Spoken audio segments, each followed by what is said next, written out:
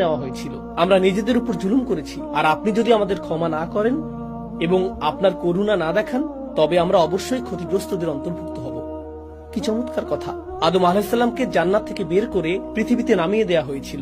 আদম আলাইহিসসালাম আল্লাহর অবাধ্য হয়েছিলেন, তার পোশাক খুলে নেওয়া হয়েছিল। আদম আলাইহিসসালামের সাথে অনেক লজ্জাজনক ঘটনা ঘটেছে এবং সেই সমস্ত লজ্জার শেষে তিনি এই শব্দগুলোর মাধ্যমে আল্লাহর দিকে ফিরেন এবং বলেন, হে আল্লাহ, আপনি যদি ক্ষমা না করেন এবং রহমা প্রদর্শন না করেন, আমি ক্ষতিগ্রস্তদের অন্তর্ভুক্ত হব।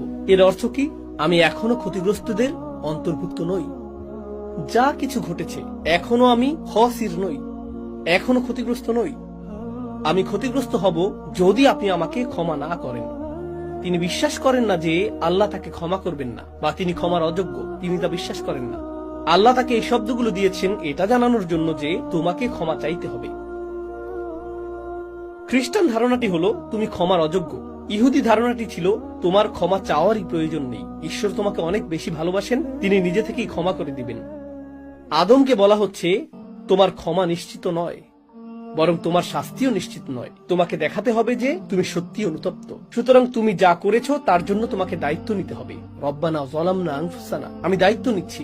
হে আল্লাহ, আমরা নিজেদের প্রতি জুলুম করেছি, এখন আমরা আপনার ক্ষমা চাই। আর যদি আমরা আপনার ক্ষমা না পাই, তবে আমরা ক্ষতিগ্রস্তদের অন্তর্ভুক্ত হব।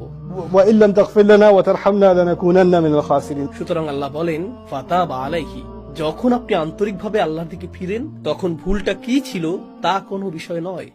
কিন্তু ভুলের আগে এবং ভুলের পরে দুটি ভিন্ন জীবন। ভুলের আগে তিনি ছিলেন জান্নাতে, ভুলের পরে তিনি পৃথিবীতে, তাই না? ভুলের আগে আপনি যা খুশি খেতে পারতেন, যেখানে খুশি যেতে পারতেন, إنك لا تظمأ فيها ولا تضحى। কোনো তৃষ্ণা নেই, ক্ষুধা নেই। এটা ছিল ভুলের আগের জীবন। ভুলের পরে ছিল পরিশ্রম, পরিবর্তিত আবহাওয়া, বিপদ আপদ। জীবন এখন ভিন্ন। আপনি হয়তো বলতেন, আল্লাহ আমাকে কত ভালোবাসতেন, জান্নাত ছিল আমার, আর এখন আমাকে এই পৃথিবীতে থাকতে হচ্ছে, জীবন এখানে কঠিন। ইস, আমি যদি কখনোই ভুল না করতাম। না না না না না না, আপনি অনুশোচনা নিয়ে পেছনে ফিরে তাকান না এবং বলেন না আমি পড়ে গিয়েছিলাম। এর অর্থ শুধুমাত্র এই যে একটি ভুলের পরে আল্লাহ আপনাকে একটি নতুন বাস্তবতা দেন এবং এখন আপনাকে সেই নতুন বাস্তবতার মুখোমুখি হতে হবে। আগামীকাল হবে আরেকটি বাস্তবতা, পরশু হবে আরেকটি বাস্তবতা। প্রতিটি নতুন বাস্তবতার সাথে আপনি হয়তো ভিন্ন ধরনের ভুল করার চ্যালেঞ্জের সম্মুখীন হবেন। আপনি এবং আমি যখন জীবনে যাত্রা অব্যাহত রাখব, নতুন ধরনের চ্যালেঞ্জ আসতে থাকবে, নতুন ধরনের ভুলের সুযোগ আসতে থাকবে এবং আমরা সেগুলো এড়ানোর জন্য সর্বোচ্চ চেষ্টা করব। কিন্তু কখনো কখনো আমরা পিছলে যাব এবং পড়ে যাব। আর যখন আমরা পিছলে যাই এবং পড়ে যাই, আমরা বলবো না যে ইস, গত রমজান আমি কত ভালো ছিলাম, আমি জানি না এখন আমার কি হয়েছে, আমি যখন হজ করেছিলাম তখন অনেক ভালো ছিলাম, আমি আল্লাহর অনেক কাছাকাছি ছিলাম, জানি